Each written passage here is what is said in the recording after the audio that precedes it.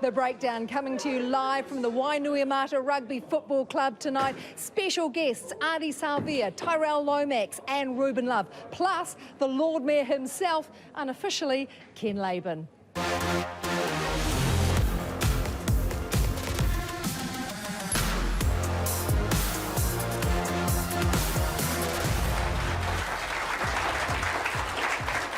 Kia ora koutou katoa, yes, hello and welcome. This is the Wainuiomata Rugby Football Club. As Bernadine said, looking forward to what's going to be a fantastic show as the Hurricanes have enjoyed a week off. They are back in action and we can't wait to catch up and talk to Ardie Savea, how he used his few days off in preparation for this weekend. But we're coming to Wainuiomata. There's only one person who's on this show tonight we want to hear from. It's Ken Laban, Sir John Kerwin as well. And Ken, look, I suppose for you, nice to come here, but we had no choice. When you got wind we were coming to Wellington, there was only one club we were going to come to.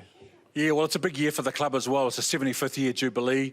I think it's a wonderful thing that we've done at Breakdown, and a great acknowledgement for those behind the scenes that made the decision to take our program out and around the clubs. And Wainuiomata, well, if you're going to come to Wellington, it was nice that we chose Wainuiomata, particularly the significance of this year and the 75th jubilee. Wainuiomata, Ken, must have produced, probably from a numbers point of view, the most rugby and rugby league players, and I believe there's a few others around the fringes. Yes, well, it's a special place, Wainuiomata. We look at rugby union, near Mea Te Lara, Piriwepu, Tyrell Lomax, obviously, Peter Umanga Jensen, among those that have worn the All Black jersey. Jackie Pātea Ferretti's been a Black Fern from a Kiwi point of view. Johnny Lomax, Johnny, Tyrell's dad, and his uncle David Lomax, both played for the Kiwis, David Whaomu and Paul Whataria. Paulie, of course, was a two-time NRL Premiership winner. As well, and then from the Kiwi Ferns, Karen Dougal has been a New Zealand representative as well, Jean Kellett, and in softball. Let me finish. Yeah, I was going to go. I'm on a roll. I'm on a roll. I know all these families' mates off. Yeah, you missed your goal. I missed them out. They burned my house down. You know? Joel Evans and Reece Casely. Both played softball for New Zealand and both hit home runs in World Series finals to win a title for New Zealand. We shouldn't underestimate your own ability on the field. And we're going to go back and quickly look at an iconic photo. Iconic for a number of reasons, but the ball boy here. Runs through who the ball boy is. Look at that. And I thought the mullet wins the... Look at that mullet. That is something special. You got to look at that ball boy, because I've heard a little bit of a story about that, Ken. Now, we all knew Perry's ability to kick the ball, but apparently you taught him, but the reason he learned how to grub a kick wasn't actually that honest. Do you want to fill us in on that? This is going to hurt my reputation.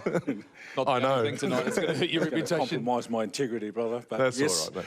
Well, as you know, when you defend, when you got to defend in the red zone in your own quarter, in rugby union and in rugby league, if they get 10 or 12 or 14 or 15 phases that you got to defend against, it gets pretty difficult. So normally when things are going bad, you need to find a way to stop the game. And there are a number of different ways to do that, but what we did down at the Rugby League Club was the old two-ball trick. So Piriwepu was the ball boy, 6 years old. His one job was to follow me up and down the sideline. And then when I gave him the finger when we were under the pump, for 3 or 4 sets of 6, he'd kick the second ball on. Of course, it's a shambles. And the other thing, mate, the other thing too, is of course, everyone you can't play because there's 2 balls. The referee blows the whistle, the game stops. We run our water team on. Boys get a 30, 40-second water break, and the referee invariably forgets to stop the clock because of the mayhem. Oh, beautiful. Outstanding, Kenny. Outstanding. Look how far and look how far Perry went. And look at that, yeah. And now he kicked the ball in the World Cup final. Yeah, exactly. How good. Exactly. I taught him how to kick. I tell you what, it was a massive weekend, and we're going to get into that, but we've got to talk about our tipping. And I tell you what, look, I stayed loyal to my team, but it hurt, Bernie. It really hurt deep down, but I haven't lost too much ground. Oh, I don't know. you know, what a difference a week makes, eh, Jeff? It is just unbelievable. This is, of course, our Sky tipping competition. If you haven't got on board, do it. It is severing friendships within the breakdown team. I can tell you that much for nothing. Let's have a little peek and see how everyone's tracking. Of course, the Crusaders, they're running right. The Blues, they are red hot, smashing 5 tries on the weekend. Perhaps should have been 6. Who's that at the top of the table? Hold on, Ernie, hang on. Who's at the top of the table? Hold on, wait. That is like... The Blues won. So how's that? How am I on 0? What's going on? I So put my votes in. JK's got the big old donut going. Why According to that, you didn't tip the Blues. There's no picks. You didn't put any picks in. I did put my Nothing was picks in. blanky blank. Oh, yeah. What donut was it? Was it I a put cinnamon my sugar? picks Was in. it a Boston cream donut? What was it? That's all types of wrong. Someone set me up. Do you not have a young person at home who can do the technology for you? They've all left. What it No one who knows how to run anything. says to me, though, They all Bernie, is left you at didn't tip the 16. Chiefs. Hey, we'll talk about the Chiefs shortly, but we want to have a look at our wider Sky whānau and to see how they're tracking. And look, JP at the top yet again. Kane Hames, I reckon it's the referee in him that's got it. Marshy, of course, he just backs the Crusaders every week. But, you know, Cully, myself and Goldie, you know, we're up there, we're in it. As I said, if you haven't got on board, absolutely do it. It is so much fun, and there are prizes to be won every week as well. But the one thing about the Chiefs that you say, Jeff, you know what? They are in serious danger of perhaps breaking records of kind of all the wrong kind. Yeah, you're right. Look, I know they're coming up against the Hurricanes this weekend, and they're looking down the barrel of the fact they may be the losingest team. The streak is alive. They're equal with the Highlanders right now. Not easy, but let's talk about that contest in Christchurch, because they came there, JK. They threw a lot at the Crusader team early, and they didn't have a lot go for them through the course of the 80 minutes. That is the nicest way I've ever heard anyone say that actually the officials got it wrong, because they got it completely wrong. And when you're down on your luck, Ken, right, when you are down on your luck and a couple of those things go your way, I mean, anyone against the Crusaders with 10 men, we saw it the week before, you know, you're just not going to be in the game. So I think those mistakes were really, really costly for them. And you just don't, when things go bad, Ken, they're going bad, right? Yeah, they do. Well, I suppose you can paper over the cracks, but the Chiefs, in my view, they're a train wreck. They're a complete train wreck. And they've had now 3 coaches in 3 years, and next year will be their 4th coaching change in 4 years. When Colin Cooper was in charge, he got them to the playoffs. They were 1 try away. They're 21-16. They lost the quarter-final in 2019, and now they've run 0-11. And I don't know about young guys, the changes. And Clayton McMillan, I have a huge regard for Clayton McMillan. He is a coach of huge significance in our game with a tremendous future. But I feel for him, and I certainly don't blame the players. I think the governance and the administration of the Chiefs need to take some responsibility for what's happened there, because there's no way that they're an 0-11 team in this competition, given the quality of their playing roster. Look, they were really close last year, though, on a number of occasions. They lost their momentum, were able to get themselves across the line. You look at the weekend, though, pivotal moment in the game. And Paul Williams, who was the TMO in this game, I spoke to him the morning after, and look, he understands and accepts he got it wrong after taking further looks at it later in the game. And just watch this. Richie Mo'unga makes a break, and in the course of a tackle there, the ball is propelled forward, whether it's passed forward. And initially, Paul obviously thought that Brad Weber had touched it and knocked it on, and ensuing play, he's offside, deliberate foul play, and ends up being a yellow card, penalty try. All of those things, it ends up being a triple whammy, which is unfortunate. But JK, these are things that they have to learn from, and learn from very, very quickly, so that these things don't happen again. No, I can't agree with that, man. I cannot agree with that. Well, how much further can you go? Well, I cannot agree with them having to learn from that era. And I understand Paul's admitted his mistake, and good on him. Players make mistakes. But that was really blatant. I don't know. Do we need a Sky button where the people at home can vote? Because we all saw it. So how do you not see that? And I think when your luck is out, you don't need that going against you. So, because if they don't get if they come back to the forward pass, then the yellow card is actually irrelevant. Now, do they win? Pretty hard to beat the Crusaders, but I've always said, Ken, if you want to beat the Crusaders, you've got to have your best game for 80 minutes, and you've got to keep everyone on the field. You look at the contest, though, and you look at players who are continuing to stand out. Richie Mo'unga, superb on the weekend, Ken. But David Havili's a guy I want to talk about. The fact that went through surgery last year, significant surgery, I think stomach surgery, out for a long period of time, but was in the All Black frame. You look at him playing at 12. I know for a fact, I don't know if he's a fan of playing at 12, but Scott Robertson told me whatever's good for the Crusaders, and David agrees. But higher honours beckoning this guy once again. Yeah, they are. Well, obviously the impact of Will Jordan the last couple of seasons has been sensational, and there's no getting away from that. I don't know how versatile Will Jordan is. He was a fantastic fullback, Christchurch Boys High, first 15 when I first saw him come through our coverage of first 15 rugby. David Harvili, as we all know, can play 12, 13, 14, 15 and 11. So he's versatile and he's a quality player in any of those positions. Yeah, my problem with him is I think he's absolutely exceptional. And if he was sort of looking at it, you don't want to be known as a 12, 13, 14 and 15 anymore. He wants to play every week. And it's interesting he covers 15 and 12 because I don't know who ever did that last time. You know, you've got 15 covering 10 and you've got that sort of combination, wings covering fullback. So I think he'd have to be in the mix. But I just like him there. I think he's got the size. I think he's got the smarts. He loves an outside break. He's got the passing game. If I was him, I'd stay there because I reckon there's that good opportunity in the midfield. There was a bit of breeze down in Christchurch, and all of a sudden, for me, the Crusaders, Ken, were forced to play a little bit more. Did you see a bit more of an attacking intent from them on the weekend? And, you know, it's not as structured as have they been in the past? Well, we all know that once Richie Mo'unga's got the ball in his hands, he's capable of doing anything. He's got the footwork, the passing game, and the kicking game to be able to mix up any defence. Fabulous player, incidentally, from a rugby league family as well. His older brothers play in the local club competition, and he's a lovely kid, gifted, talented kid as well.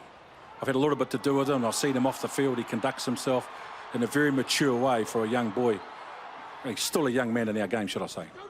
Can we come back to that rugby and rugby league thing later? Because I've got a story for you about Wainuiomata. But anyway, yeah, look, I think that he is absolutely amazing. And people talk about Bowden Barrett and him at 10. We've got some great players coming through. The nice thing about Richie is what he's doing is he's learning to drive a football team. You can't just learn that overnight. It took Dan Carter a few years.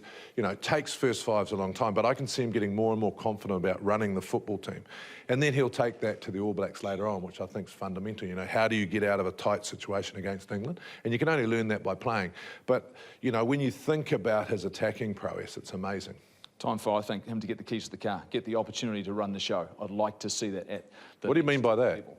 Well, the fact I'd like to see him start at... So he's only had the door opener. He hasn't been able to drive the car. I think it's been really difficult. He's had the players around them where he hasn't been able to go out and express himself and do what he's doing for the Crusaders, which I think is impressive. Whether you can do that at the next level, we'll wait and see. We've seen glimpses of it. Bernie, you're out and about amongst the crowd here at Wainuiomata. I'm looking forward to a couple of questions from the crowd, and I think Ken's ready for anything.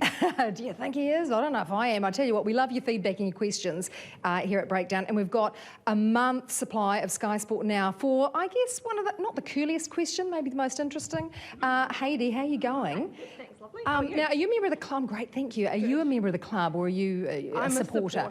I'm a supporter. And you're here by yourself, or you've got the whole clan, the whole whānau here? Lots of the fam here. So 4 of my siblings play rugby for Wainui, so we're pretty keen. Definitely a family affair. You're known as the Wainuiomata Mafia here? A little bit, maybe. Right, so you've got a question for one of the panellists. Yeah, well, for the panel in general. Hey, guys, great having you here.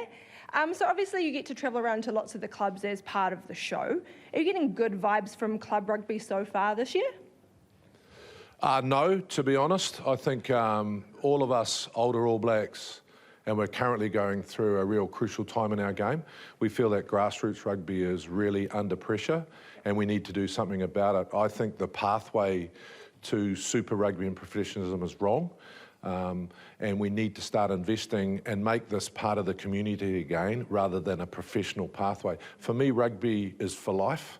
And only 3 or 4% of people become professionals. So, I think grassroots rugby and particularly club rugby is really under pressure, and we need to make some drastic changes to make it better again. So that's what I think. I think that's the time that they're going to make those. I think they understand that at New Zealand Rugby. They've talked about it. They're looking to invest into it. They understand the fact that there's a significant drop-off at a number of levels, and they've identified those things. And so for me, I think it's a critical time, and like JK says, there's a struggle, but I think we're aware of it at New Zealand Rugby, and we can't wait to in some way help out and assist and bring as many people. I know the kids' game at the lower levels still really strong. It's just getting people to understand that, like you say, JK, it's for life and being a big part of it. It's where you can go and be part of a club, be something special. There's a dance floor here. That's what every club needs. Hey, Ken, that'll be you, eh? We've been fed. Yeah, well, it's interesting It's we talk about pathway, because in the era that we played in, it was first 15, club rugby, Colts, second grade, first grade, NPC, and then if you were good enough to play for the All Blacks, you went to the next level. Now, it is first 15, New Zealand secondary schools, PU academy team, New Zealand 20s, Mitre 10 Cup. and the All Blacks, and the big loser in all of that is club rugby. So I hope when they do the review and we have a look and see where we are with the game and all these considerations about why the drop-off there has been in club rugby, we need to find a way to get outstanding kids coming out of the school programs to play for clubs, and we need to lift the profile of club rugby so it's attractive for community and for kids to be involved in it the same way that we got all our joy out of it. You see, Bern, you can tell we care, right? There's a little bit of passion up here, You're right? happy with that? Yeah, thanks, guys. Great question, Had. And now, Callum, you've got a question for Sir John Kirwan. Yep. Hey, Jack. Hey, Callum. Hey, man. When you little, the boy, what your favourite rugby player is? Great question, Callum. My favourite rugby player when I was a kid was Sir Brian Williams. He wasn't a knight back then. And I always remember, and Ken, you'll be able to recite what year it was, but I'm pretty sure it was 1972 in South Africa. It was an amazing moment for New Zealand rugby because he was, coloured, and he went over there, and I remember he did a 12-foot sidestep in goal. And for me, who always wanted to attack, this was a guy, when you're supposed to put the ball down, then he goes around the post, does this sidestep, and I think that was just a moment that really inspired me. And I actually, when I was playing, Callum, I tried to go and learn off Sir Brian Williams about how he did a sidestep, but he actually used to miss a step. So I go down to his local park and he's there teaching me. He says, all you need to do is miss a step and then go like that. And he did it and went about 8 foot, and I just could never do it. So he just had that in his... That was the 1970 tour, and the other thing that was significant about that, he was doing a full-time law degree as well at Auckland University. He was one of the first Pacific Island graduates in our game to come through, and his lovely story, and he's a role model for young people of today about how to balance your life on the field and off the field. I disagree with the fact that I think you got it right, JK. I think you worked it out. Because the interesting thing for me is before the guy I looked up to was you, it was Brian Williams, because the stories and then footage just something amazing, something special. And an amazing clubman, Callum. So, the first question that... great Ponsonby man, really concerned about the grassroots of the game. So a couple of great questions, thank you. All right, got to go there. I've got to talk about it. The Blues and the Highlanders. We're not going to say much about the Highlanders. Spoke to Tony Brown after the game, obviously bitterly disappointed he wasn't able to implement the game plan they had in place. They wanted the ball in play for 40 minutes. He said it was mid-20s, and the Blues went about their business. They knew where they were strong. JK, your team comes up against the Crusaders this weekend, but playing with great confidence and great belief. Yeah, look, I just think there's a maturity, and I think when you talk about the Highlanders, and this is one thing that the players need to adjust to, right? So 17 penalties against you, it makes it a stop-start game. If you want to play for 40 minutes, you've got to keep the ball in play and stay on the right side of the law. So don't get me started on that about, 3 penalties and then we should have a yellow card, because that was another discussion. But look, I think the Blues have matured. I think their leadership's good. I think they've got, I reckon great rugby teams have 11 great character players and then a sprinkling of genius. And I think the Blues have got that sprinkling at the moment.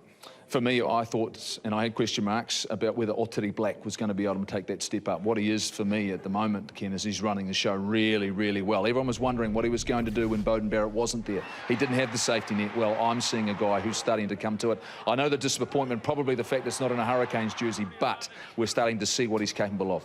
Ardie Black is an All Black in waiting. Let's be honest about that. Since coming to the Blues, and don't forget they signed Daniel Carter at the beginning of 2020, and he wasn't able to displace Ardie Black. And his calmness, his ball play, his kicking game, and his ability to create space for his teammates is exceptional. And I think he's a tremendous talent. I think a guy who's getting better and better, and that's really important if you talk about growth and guys improving. But we have to talk about coming out of the game, disallowed tries through the courses of 4 passes, and I know you're frustrated on relative velocity and all these sorts of things. Relative velocity, here we go. Yeah, well, I knew that would confuse you, that's why I brought it up. I got this in the car on the way over from Dr. Jeff Wilson. Oh, hold on. What did you say? Velocity? I mean, I'm a simple man. I'm a simple man. It's either forward or it's not. What did you say? Relative velocity. Rapid what? Relative velocity. Oh, relative velocity. Yeah. I read that somewhere. Someone else explained it to me. Just watch it here, though. Look, not forward. So it's not forward. So that we agree. Well, so this is my problem. This is my problem with the refereeing at the moment. I've had this argument probably for 20 years. They came up with the rule that if your hands go backwards, then the ball can go forward, and you've called it relative velocity or whatever you called it. His hands went backwards. Forget about the pass. Just go to his hands going backwards. And look, not just because it was the Blues, but that's like the try of the weekend, and it wasn't forward. And we saw it 2 weeks before with the Crusaders, and it wasn't forward because the hands were going backwards. So forget about the pass. If the hands go backwards, put that on the TMO and don't show anything else. And don't carry on. I think that's another thing. They're going to have discussions about that this week. They have to make adjustments. We talked about learning from a mistake, but just that understanding. And it's hard to explain away when a ball goes and travels, in theory, 8 metres forward. But momentum is a real thing in rugby. And if we lose that, all of a sudden, do we lose something in the game? The ability to keep the ball moving and to keep it finding space. I went to Sky Sports guru of forward passes, experienced and a highly credentialed cameraman, George Smith. And I asked him with regard to the forward pass in our cameras, because we've got a camera on a dais on halfway, the 2 high cameras, 1 and 2 up top. They're the only square cameras. So the other ones are you're either looking at the pass from behind. Look, there he is, George Smith. He's nodding. He didn't think that this conversation was going to make it to air. And I said to him, you need to give me some clarity on whether it emphasises one way or the other, because what did the TMO see? And he agreed with me. He thought I was a genius. No, hang on. So was that story to make you look good or you look good? Was that hang on. You didn't tell us what he said. Was it forward or not forward? He said it was not forward. There you go. So I reckon George should be the TMO. Yes. Because they're getting it wrong. Yes. So why don't we just only go to that camera? Put in a new job for George. Yeah. What I do know now is that nobody in the crew or anyone in this room is safe. You could all of a sudden be part of the conversation, Bern. You've been testing us the last couple of weeks. Time for a trivia question. Get us thinking over the break. Stop these guys talking. Trivia time. Can I say last drinks? No, it's not last drinks. I'm just kidding, is it? No, it's not last drinks. All right, trivia time. And because we're in Hurricanes country, it'd be rude not to keep it local, so let's do that. So here is your question to ponder for breakdown tonight. Which 2 Hurricanes have scored 4 tries in a match of Super Rugby? I can give you a clue. Shall I give you a clue? No. No, he doesn't want it. Okay, no. Or let's say there might be a clue in this. Back to Bishop, they'll probe again. Cullen, big gap here for Cullen. Away the ball and try. Steinmetz looking for Brad Fleming through, and Cullen will get the opening try. Beautifully worked. Got Fleming into a little bit of space. Now, he's swirled away from tackles. The Bulls need to make their tackles. Fleming goes for the line. They go to Lomu on the short side. Passes a Jonah Lomu when he's smiling. Now here's a charge coming from Soliolo. Benny Whitfield gets it away to Firetown. He's going to have Rokethoko on. Nice running. Umang was with him. Conrad Smith. Firetown. Great try. Now Mo'unga around and allow Marpy in a little bit of space. Lovely offload. Here goes Lamb again, showing his pace. And he's through, Ben Lamb. Oh, he's in great form this season. Now Marpy got on the outside of Barrett. Now Marpy heading towards the corner. What a try! Danny Now Marpy.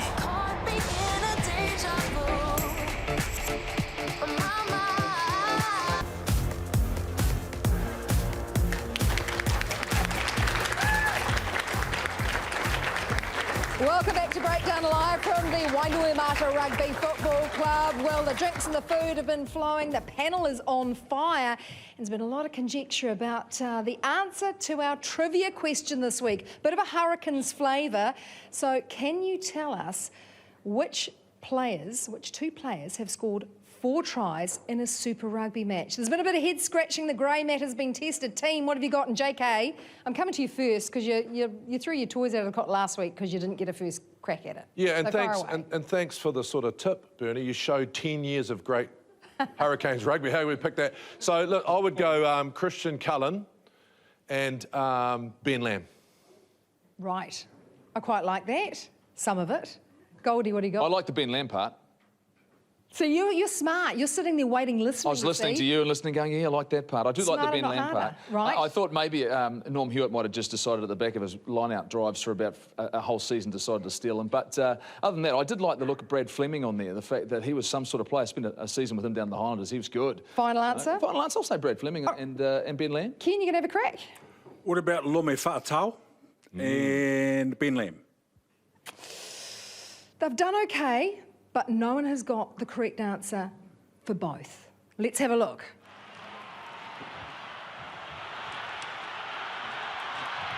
Ben Lamb. Ben Lamb, boom. Edge, one. That was against the Rebels in 2018. Oh, how about that? Ken, you probably called half of these matches. Ben Lamb, number 2. Oh, There you go. Some sort of season Two meat this year. pies, and in the same year, crack of the year 2018. Ngani Laumapi. Stayed alive. Stayed alive too. Oh, nice hole. You can run a You're hole. still commentating. You couldn't help And yourself, could you? he didn't even bump Bodie off to get one of those, right? Now, there's the full list. Check that out. It's an all-star cast, isn't it? The Blues absolutely smashing it there. But, Jeff, no Highlanders. What's with that? We share it around. We're not greedy. We're not greedy. Oh. I'll tell you, I was playing at fullback most of the time because I was on the wing. I would have been well and so truly. because wingers don't score tries or anything. Well, no, I was at fullback. Like I said, I was passing. Right. Cold a lot. So what's his Mills excuse? Because Mills is up there. Was he playing centre at that point? Oh, here we go. Try again. Yeah, try again. JK, yeah, well, he got about 6. Oh, you got 8 in one game, didn't you? In the Ramford Shield game. How many did you get? Yeah, 6. Oh, I can't remember. Yeah, plenty. Absolutely plenty. We're going to move on, though. We're going to talk Hurricanes. Your because we're stats, talking guys, when you feel superstars. like it, right? Yeah, we are, 100%. And I tell you what, it's great to have an up-and-coming and an established all-back, because you'd have to say that. Tyrell Lomax and Ruben Love. Give them a round of applause. Joining us on the show. Come on, lads. Come and join us. Come on up.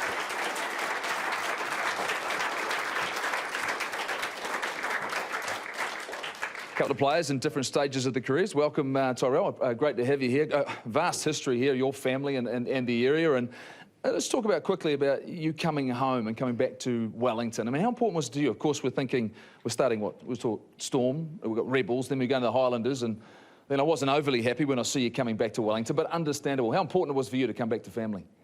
Yeah, it was really important. I guess I've lived, quite a few different places, but Wainui's home for me, and I wanted to be around my family a bit more. I've got a question.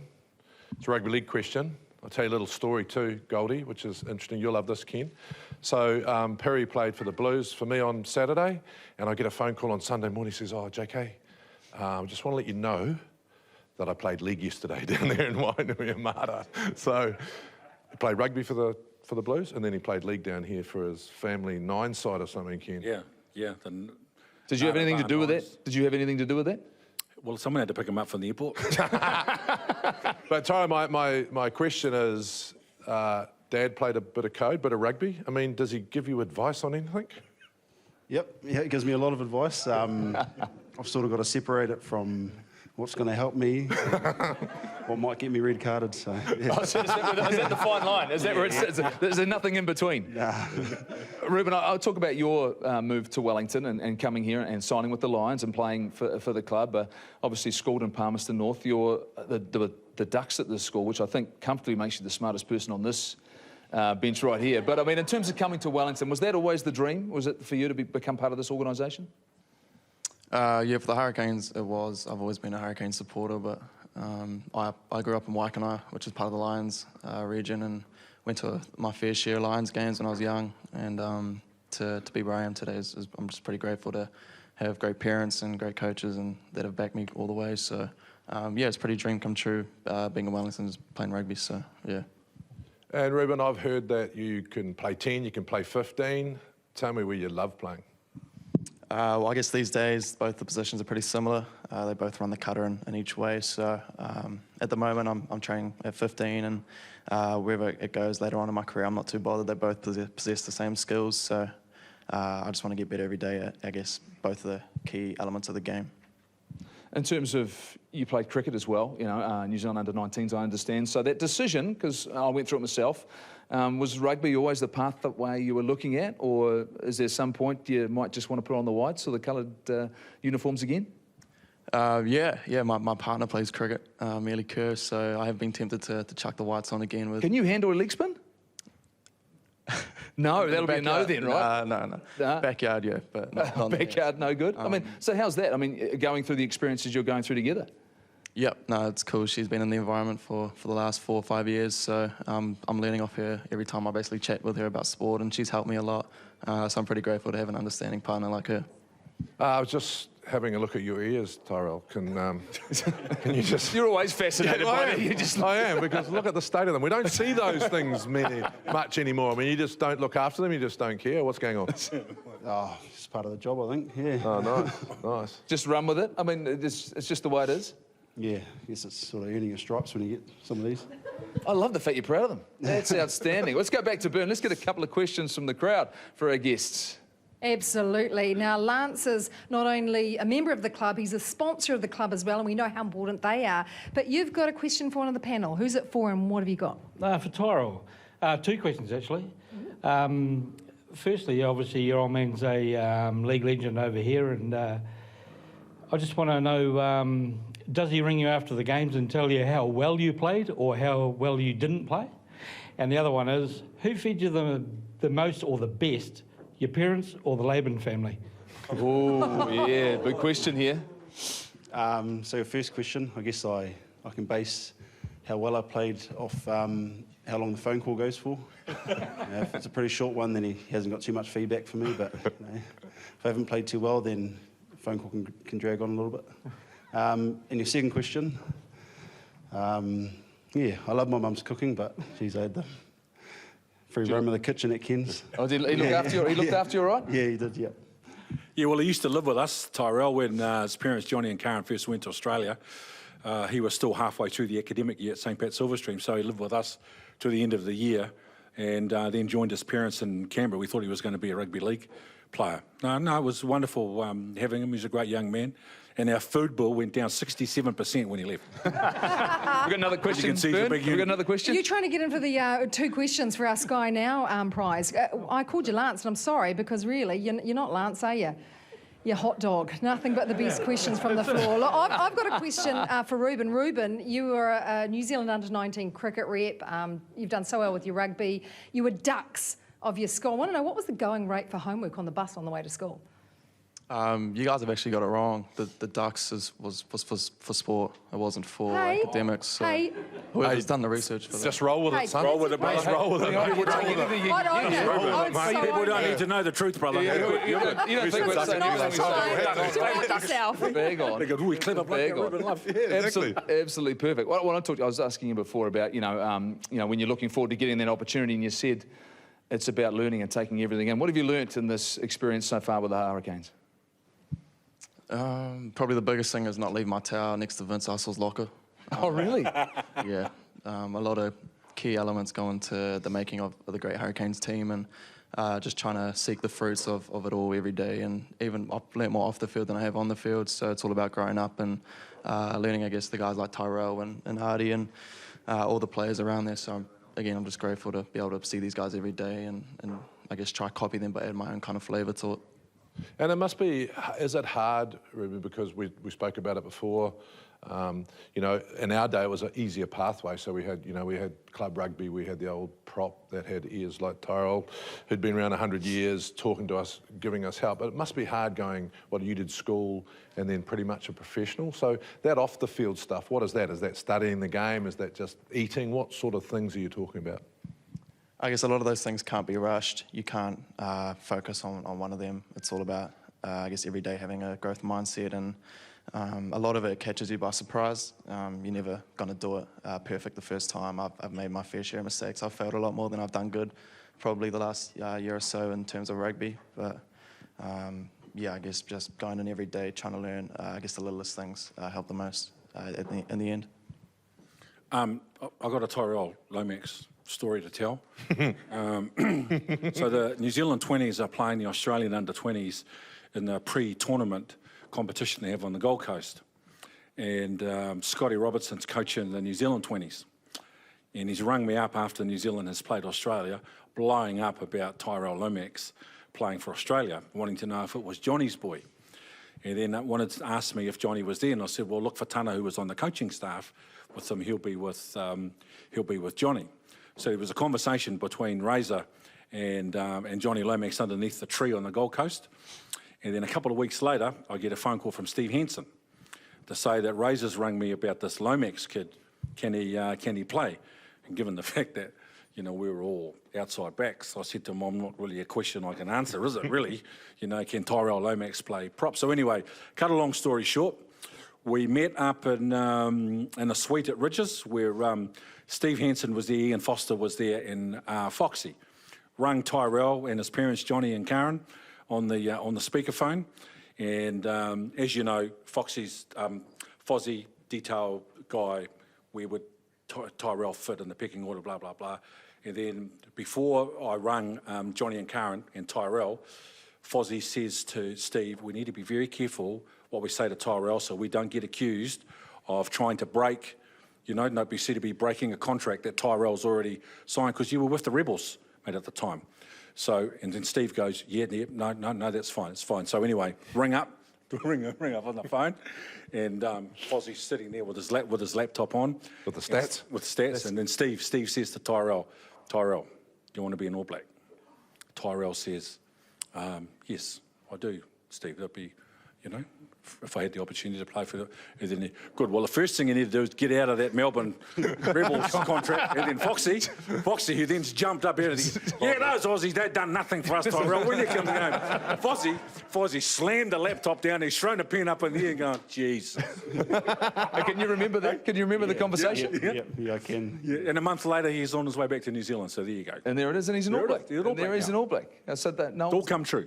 I think those, Tyrell, you know, great story, Ken, thank you. But, I mean, there's so many options now for young men. I mean, it must have been firstly going to their dad and telling him you don't want to play for Canberra in rugby league, but those decisions must be really hard for a young man, you know? That's not an easy decision. So how do you actually make them?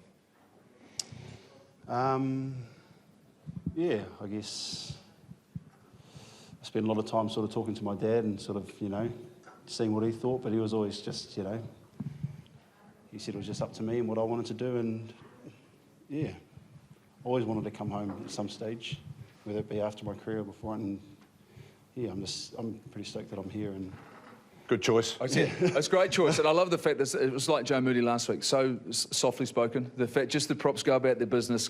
Thank you so much for coming on the show. I know it's a big week for you guys, Ruben. Nice to have you with us on the breakdown. And of course, the game continues to grow in the area and the Hurricanes. Coaching is an important part of the pathway and helping kids get on. And Ken Laban, our very own Ken, joined Norm Hewitt to give a coaching clinic for some of the next stars of the Hurricanes game. The logic is we bring them together, put them through a series of skills, drills and physical tests, and out of it we hopefully think that the kids will benefit, the clubs will benefit, and overall it'll be good for our game. I think we had about 90 kids in the first year. There were nearly 300 registrations this year. We've been very fortunate, and we've seen some kids that are now playing in the elite game who were here as 10 and 11-year-olds.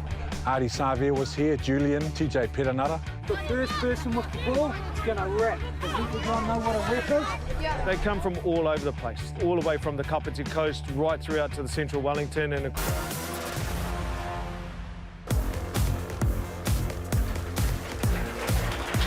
Welcome back to the Wainuiomata Rugby Club. There it is, the beers are flowing as we look forward to what's going to be happening on Saturday night, the Hurricanes and the Chiefs.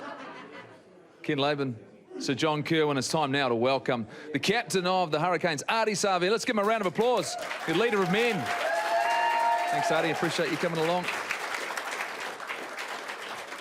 Righto, you've had a bye week. It's time to start preparations again. You know how tough this tournament's going to be. The Chiefs are coming to town, and both of you looking for your first win Saturday night. How critical to get your season started? Because last year, this is when you got going. Yeah, very critical. It's good to have a bye week, refresh our minds, and spend a bit of time doing things that we love outside of the game. And it's kind of refreshing us up to kind of come in on Monday and get ready for a big week. Ardie, I'll never forget, and I don't know whether it was that important to you, but I'll never forget the game you played for the All Blacks against Argentina. The morning of the game you weren't playing, you got named late, and you just had this explosive game and haven't stopped being one of the world's best players. Now you're captain. You know, what a progression. How are you enjoying the leadership, and what are your bigger challenges there? Yeah, you know, at first it was a quite nerve-wracking because I'm quite a quiet dude and I love to just lead through action, and I don't like to speak. But what a time to be called to lead. And, you know, we obviously, it's from the outside being 0-2, it can be perceived as challenging and tough, but when you're in our environment and in our team, the feeling's great. And even though we're not getting the results, we're slowly trying our best to be in there. And for myself, I'm just embracing that role.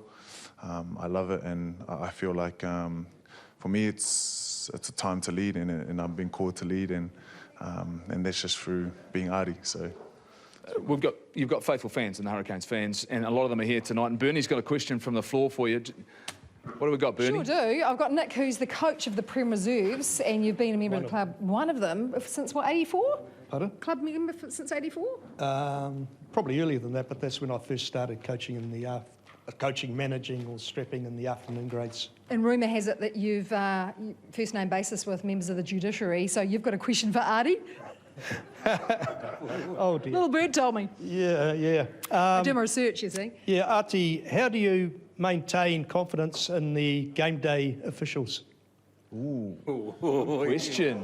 Good question. Knock yourself out, brother. Come out We to are Wainuiomata. live. We are live. Because it's part of the conversation right now. Yeah. I mean, and as a player, how do you deal with that? Yeah, it's funny, mate. Like for me, it's that's like one of the challenges of leading a team is dealing with the refs and obviously with the new captain's referral and all that stuff. So that's kind of new to me at the moment. But for me, it's I don't even I worry about it, but don't worry about it, if that makes sense. I just try and go out there and play the best I can, and when it comes to a moment where I have to talk to the ref or make a challenge, then I deal with it at that time. So I don't lose sleep over it.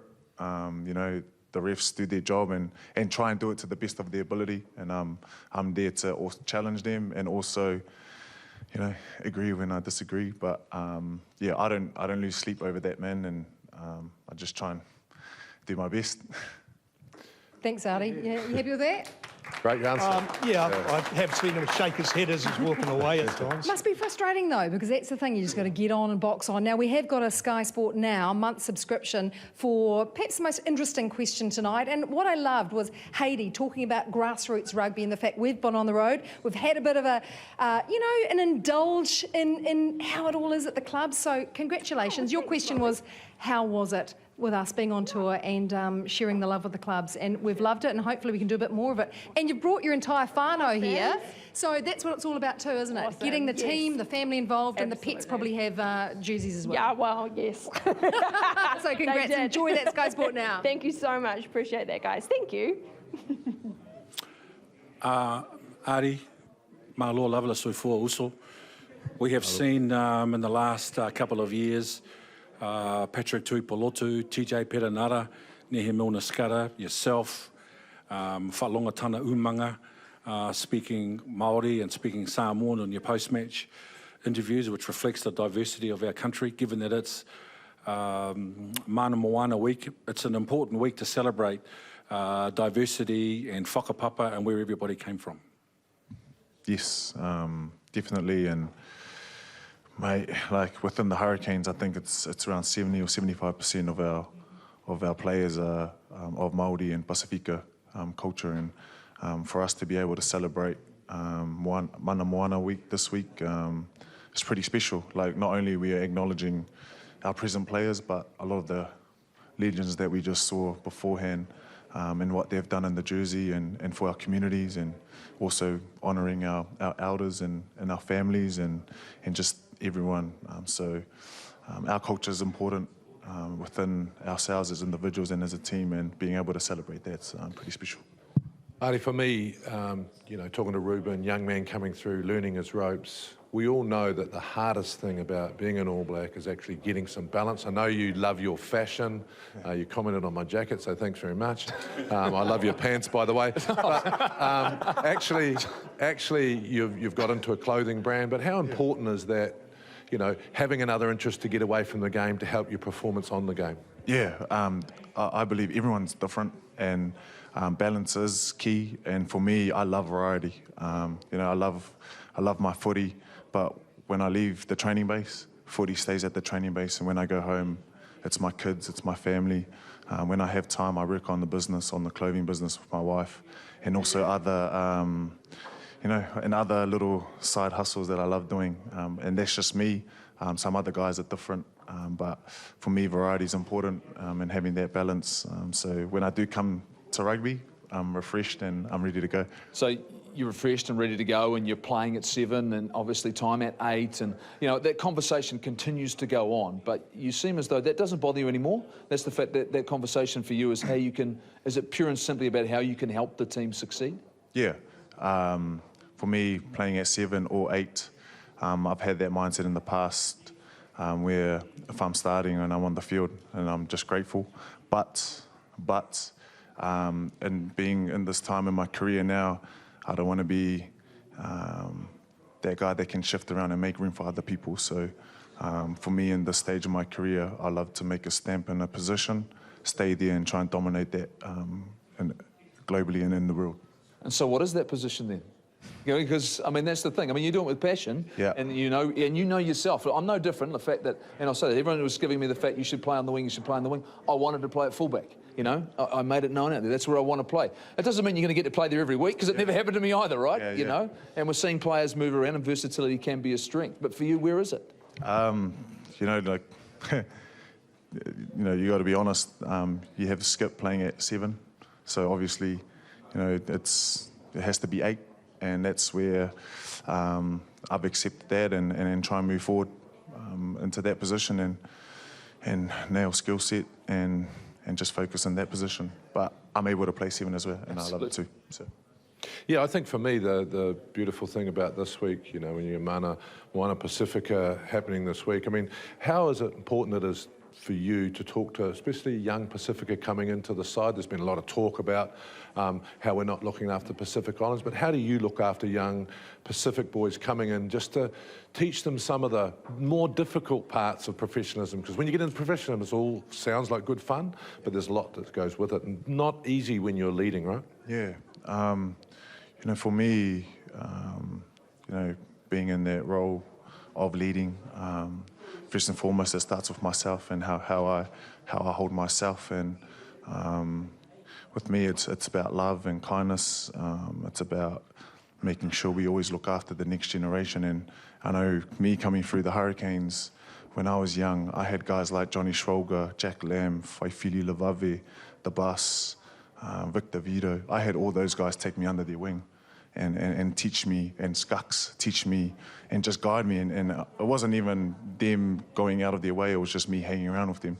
And I think for me, it's doing that, but doing more as well. And it's not just taking them under the wing, but it's also helping them off the field. You know, like their well-being space, just checking and making sure everything's okay. So that's a continued journey, I think, in the professional game, looking after our Pacific people, but every single player in the professional game. So, well, Ardie, it's been fantastic to have you with us, coming here and give us your time. I know it's late and you're preparing for what is a big weekend, but what you have done is you've shown up every week, you've been on the field, and we thank you for that effort as well. We're giving tickets away to both the game and Saturday night here. The fans will be out in force, and in Auckland, where the Blues take on the Crusaders, it's the Hurricanes and the Chiefs. And let's go to the breakdown at sky.co.nz. 6 tickets for each of those games. It's been a fantastic night here at Wainuiomata. Great people have I suppose they've looked after us, they've taken care of us. Ken, it's been great to have you with us. JK, as always, there he is, look at that. Ken Laban, he's got his own, what's that? Waikato bell. He's got his own bell. Thanks, Ardie. We will see you in 7 days' time. It's from the Takapuna Rugby Club. This is Wainuiomata. This is where I live. My name's Tana Umanga.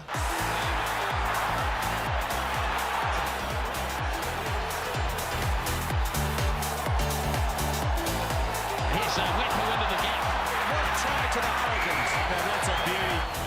Tialata surging to the line. Oh, unbelievable finish for the Hurricanes. Gives it away to Umanga Jensen, and he's got it on the line. That was outstanding. Isn't this a sight?